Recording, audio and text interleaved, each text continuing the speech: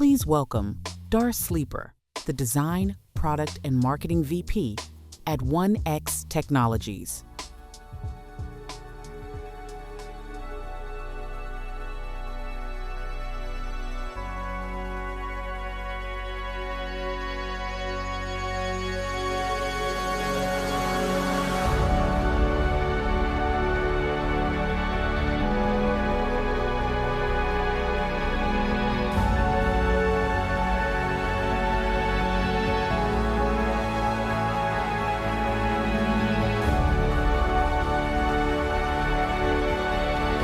It's about creating a future where we actually have time to focus on what matters to us as humans.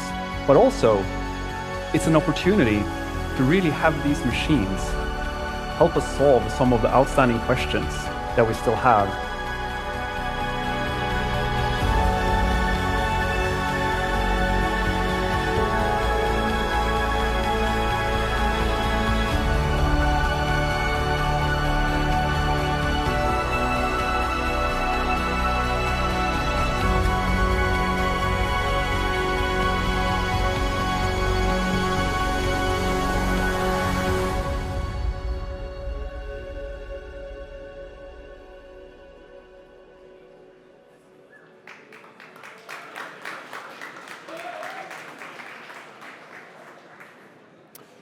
How's it going, everyone? My name is Dar Sleeper, and I'm the designer and marketer that brought Neo the robot to the world, with my team, of course. So I had to take some time to think about what I wanted to talk to you guys about today. I think, not so obvious. We're at a design conference, so I figured it should definitely be something as it relates to design. I figured a lot of the talkers today would probably be spending a lot of the time talking about tools, how to use them. We're in a very interesting time with AI, of course, hence this conference. Where designers and creatives are now becoming kind of the main character. I think as computers get better at coding, as all the different tools that are coming about, humanoid robots included, help with a lot of the outstanding issues from implementation, kind of the creatives become a bit of the main character and have more leverage than ever. And I think actually the role of a creative is much more important than it ever has been in this new world with AI. So as I thought about what I wanted to talk to you guys about today, again, I figured there'd be plenty of people showing the tools, and not to mention, I don't really know how to use them. So that made it a little bit easier for me. And the message I wanted to send today is that I think that creating universes is one of the most important things that we're going to be doing over the next few years as AI enables us to make better art and create better products than ever. And it's a bit nebulous, but I'll say a little bit more about why. So universe, I think some people know the word and the idea, some people don't. It's a bit of a buzzword. It's something that I think is very commonly talked about in the context of Apple or Steve Jobs. They created a great brand universe. But what is that? And why is it important? Well, I'll say a bit about why it is important, and then I want to get into a little bit about how you create them and what they are. So why is a universe important? I think that as we move through this next stage of technological development, as things like humanoid robots come about, as Claude and GPT and all these tools, free pick, all get better, you end up in a position where really the story matters a lot more. When everything's commoditized, people aren't going to be able to be choosing products anymore based on what's best. Everything will kind of converge to a technological plateau that is going to be roughly the same, because it'll all become commoditized, and all softwares will be pretty much able to do the same thing if you want them to. So what matters is the story behind them and kind of what the brands and the companies believe in and they communicate to the world. They'll let people attach themselves to the product.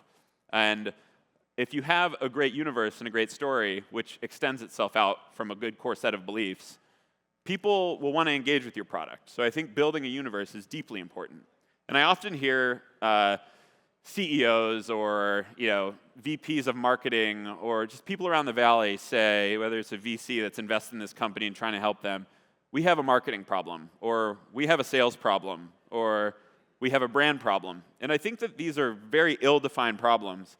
And my conviction is that instead of focusing on any one problem, trying to hire the best social media manager, hire the salesperson from this company because they have such good revenue. You should build a universe instead.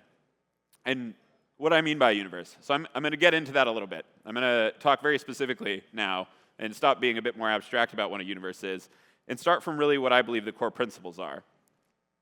So my CEO of my company, Bernd Bornick, who's the inventor of Neo, the humanoid robot for the home, the one that you guys just saw the video of, he came to me 2 years ago now when I was working at Tesla for a man actually here in the audience in the front, and he asked me, hey, can you make this product cool? This product and this company, it was a very kind of blanketed question. And some might say that was an ill-defined problem, but I actually think it was much better than the problem statement of we have a marketing problem. Because it was so broad that it gave me the ability to take a step back and think about, okay, what are all the things that are keeping this from being cool? And to me, I was just defining cool as what's going to connect this to the masses. It's a product. Humanoid robots are one of the most mass appeal products of all time, or at least they should be, because they have the ability to make such a massive effect on society and be deployed so broadly. And the very first thing that came to my mind is the product. I was looking at the robot as it was that day, because he brought me down to his warehouse. I saw the robot. It blew my mind. I think very few people 2 years ago had the opportunity to stand in the same room as a humanoid robot and see them stand up, walk around. It gave me a hug. That was probably one of the most insane moments of my life. Now it's just normal, something that we do every day if you're at the 1X offices. But the product was really the first thing that I thought to be the crux of this problem statement. And if you think about it, it makes total sense. And I think we can all empathize with this as designers. If the product sucks, no one's going to want it. If the product is ugly, no one's going to want to look at it. If the product is unusable, no one can use it. And so product is really the core of every universe. If you think about why we're communicating, why we're marketing, why we're doing branding, why we're doing any of this stuff, it's either for a product or a service. I personally am in the business of products. Services are products as well. So I'll spend a little bit of time talking about the process of how we approached the kernel of this universe, that is the 1X universe, with designing Neo. So when I think about product, I'm going to oversimplify it a little bit, but it's the product experience and the industrial design, especially in the case of Neo. So for Neo, it was a home robot. It needed to be, if you think about a home, who are the homes for? Well, if you're in another product space, this question is clear, but homes are for everyone. I think we all live in a home, whether it's an apartment or a home. Homes are for everyone. So the design needed to be something that everyone could be excited by, which is a hard problem statement. How can you create something so universal that everyone wants to look at it? So I had to start coming up with a lot of assumptions. None of this is completely objective. A lot of this is subjective work, but this is the work you need to do and the bets you need to make and the assumptions you need to make in order to land somewhere interesting as you build out your universe.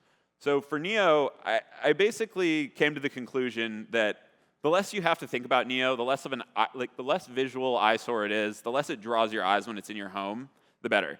So neutral, the word neutral, minimal, reductive, those are words that came up a lot in the design process of the industrial design of Neo.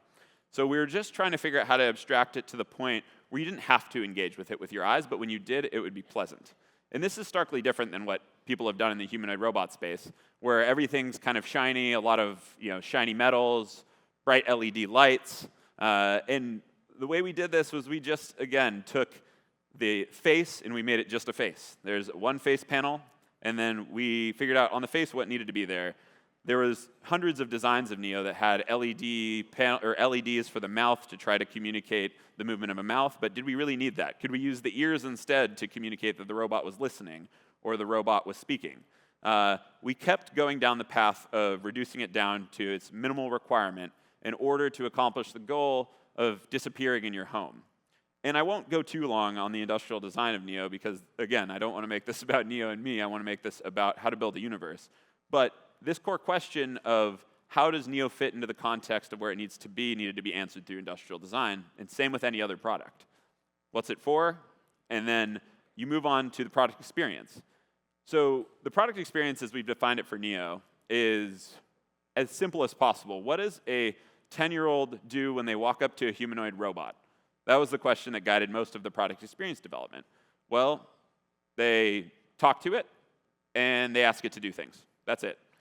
There isn't really much more. There is some intricacy in what you're asking it to. Are you asking it a question to give you information? Are you asking it to navigate somewhere in the house? Go somewhere in the house, follow me, go get the door. Are you asking it to do something? Get me a beer from the fridge? But those are the basic primitives of the product experience. And the more that we could reduce the product experience to be just exactly those things, the closer we were to the intuitive usage of Neo. And why the product experience matters when you're building out your universe is because it kind of defines the envelope of who will engage with it.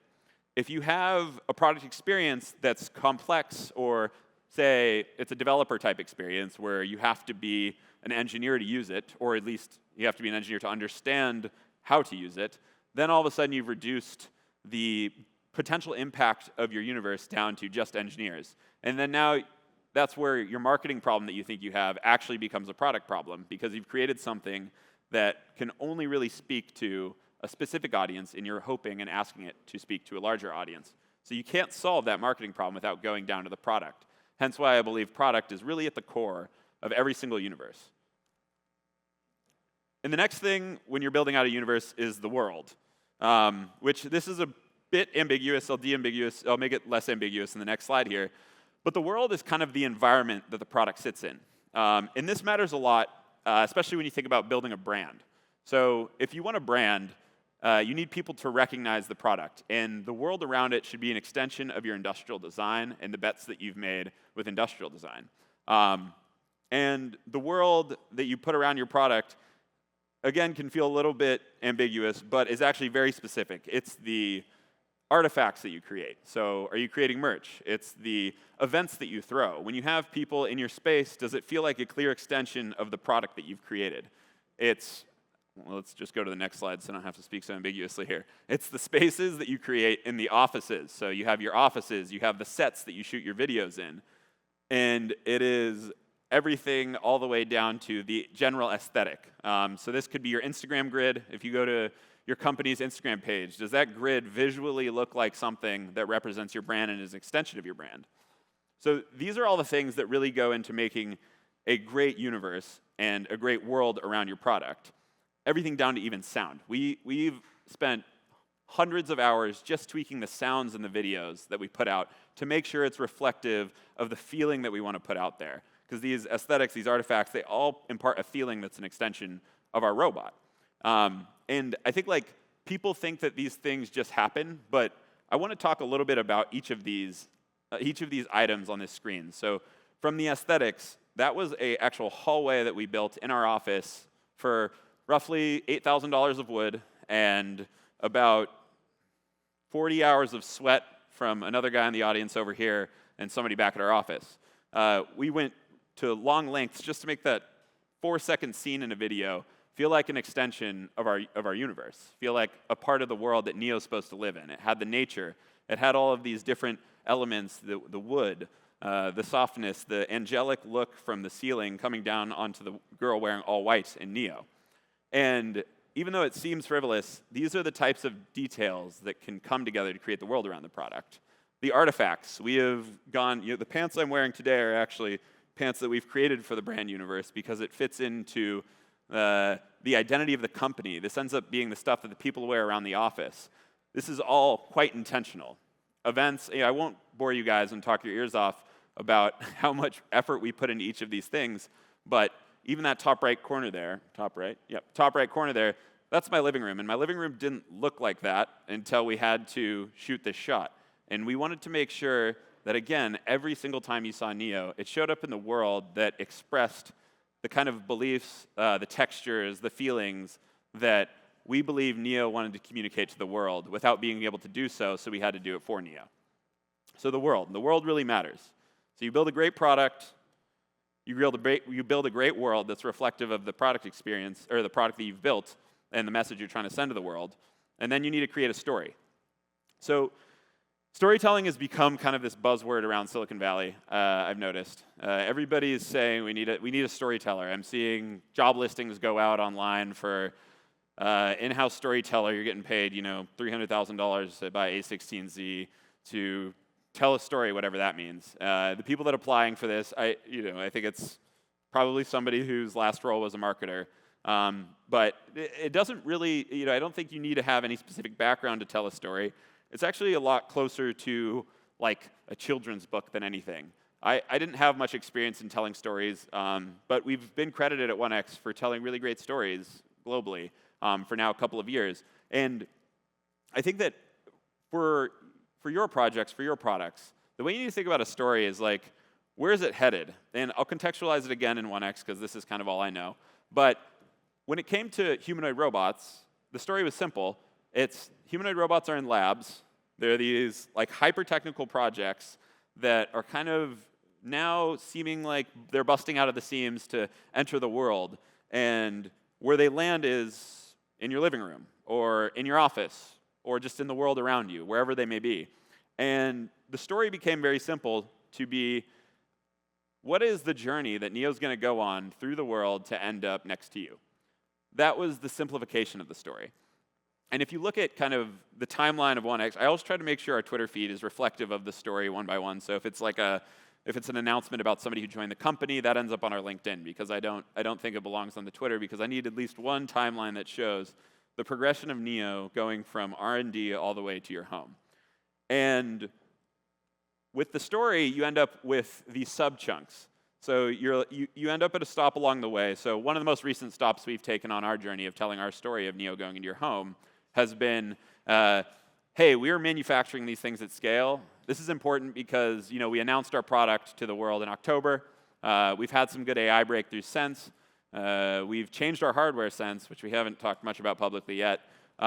And we are now at the point where we're scaling up production, which is kind of a message to our customers that, hey, Neos are coming off the line and they're a lot closer to you. And in this next video I'm going to show you, we took that moment, and then each moment on the storyline deserves its own story. So what is the message that you want to send within each checkpoint along your broader narrative? So with the launch of manufacturing, and I'll talk about it a little bit before I play the video. So we launched our manufacturing video. That's what we called it internally. But essentially what this is to people is telling people that we're making your Neo. The Twitter caption was making your Neo. The blog was busy building your Neo. And when me and Fen, who's in the audience over here that was directing the film, wanted to take the time to think about how do we tell this story to people, we did a few things. And this is where the creatives really get involved. This is where designers are able to have their impact on the storytelling. And we said, okay, realistically, there's a lot going on here. There's a huge factory. There's joint burn-ins happening at the end of the line. There's integration happening at the end of the line. There is testing on tendons happening. The story can get really complex, and when I see most people around tech tell stories, they are over-indexing on what is technically accurate, what is going to speak to all of the people like us, and not what is going to speak to the people out in the world. So when you're telling a story, I think it's actually much more important to, don't get me wrong, you should have your technical foundation there.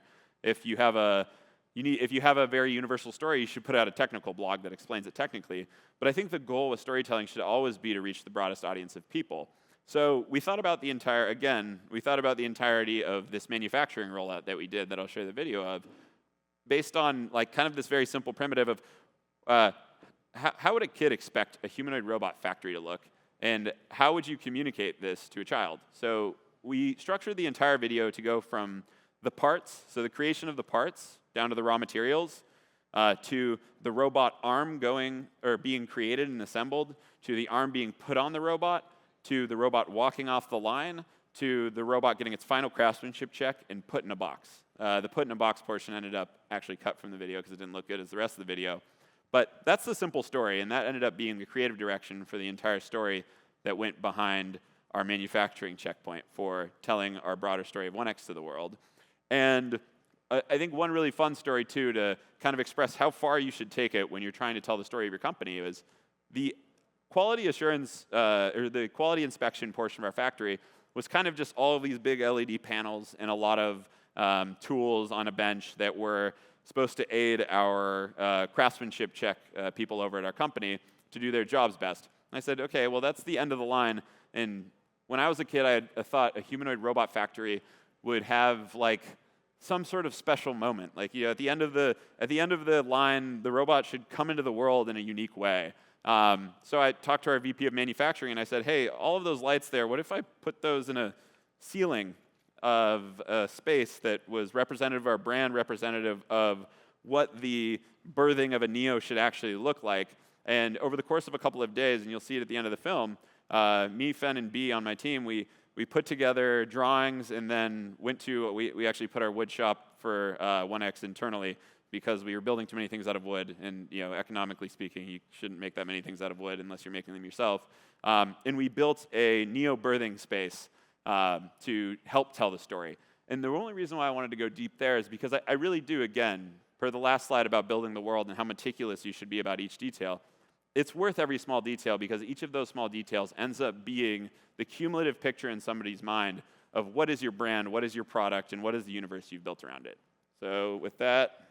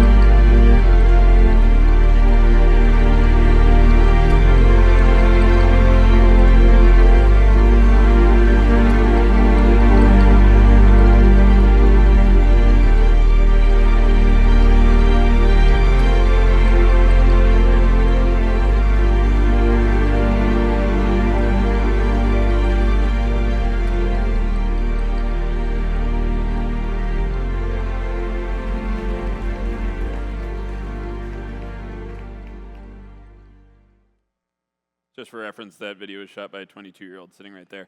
And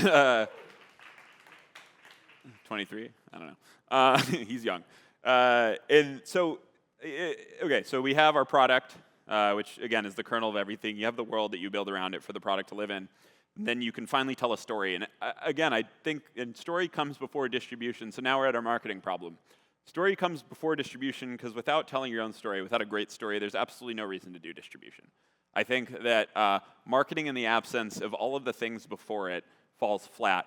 And it, to me, makes a lot of sense why, and hopefully through this conversation you guys can make sense of it as well. So now that you've put together these core pillars of what it means to build a universe, I believe that distribution is now a possibility. That doesn't mean distribution is granted. I think there is there's a lot when it comes to social media marketing, Facebook ads, et cetera, that are worth thinking about when you get to this stage. And I won't pretend that what we did will work for everyone. I think it's hard to get like Kai Cenat to pay you to come work with him if you don't have a humanoid robot. So you always have to contextualize it in the context of your product, your universe, and what you're doing. But again, like I said, being able to talk about this from the perspective of 1X is kind of all I can really do today. And I'll try to do my best to map it to you. But my thesis with distribution is that it is absolutely an ever-changing target.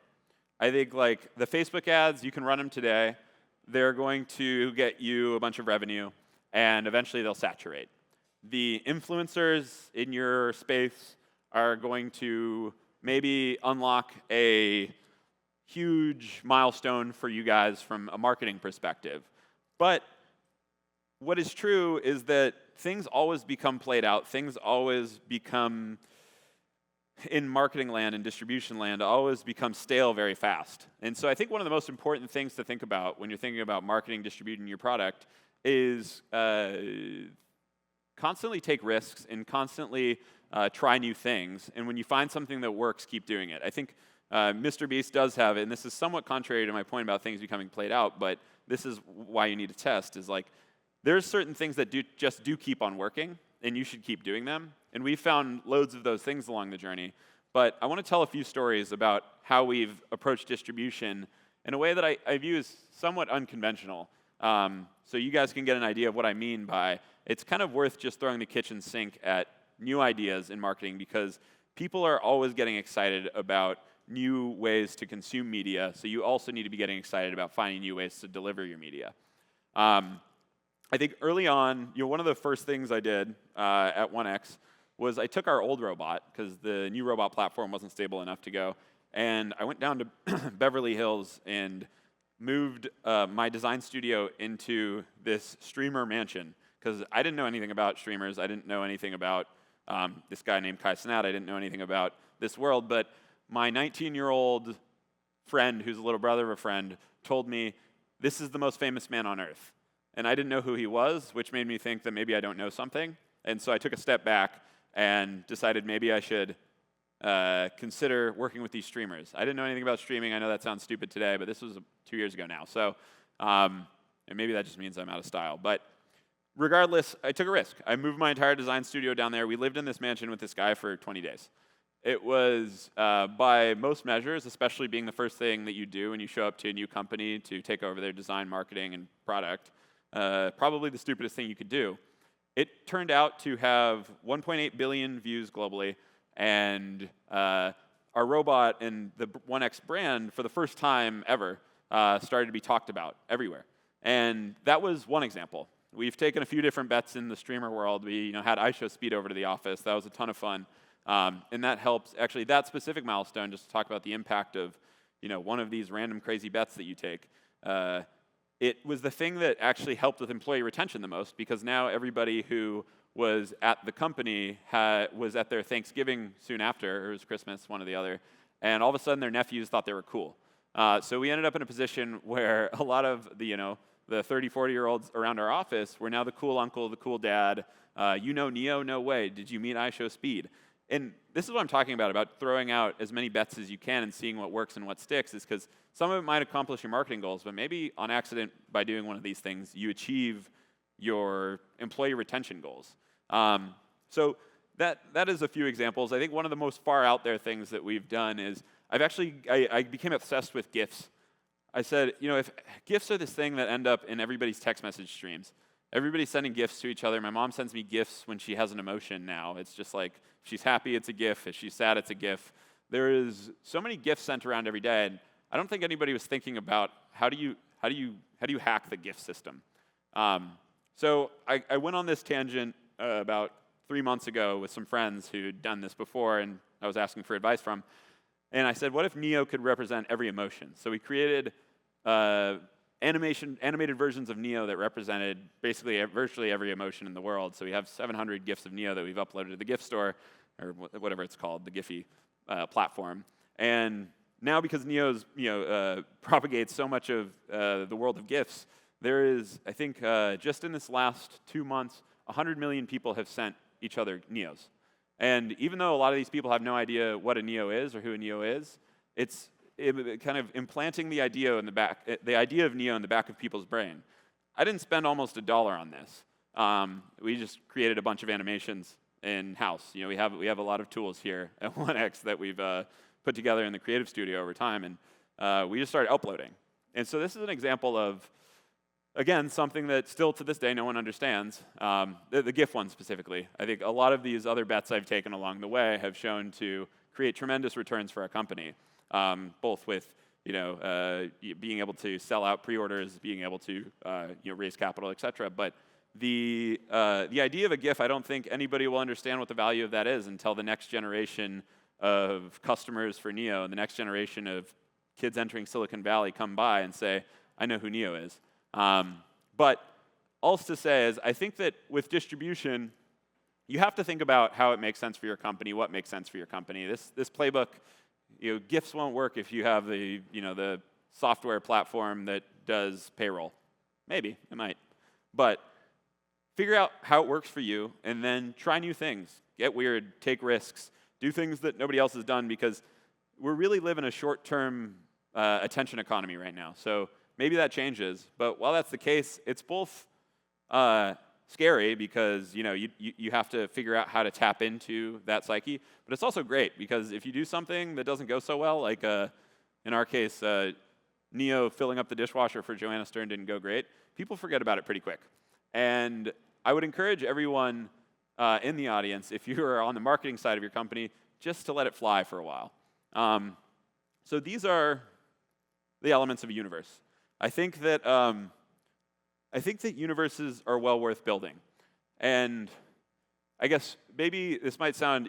I think there's probably two arguments to my argument here, where I'm trying to tell everybody in this audience to go build a universe, communicate what you believe about the world outwards through building these pillars out.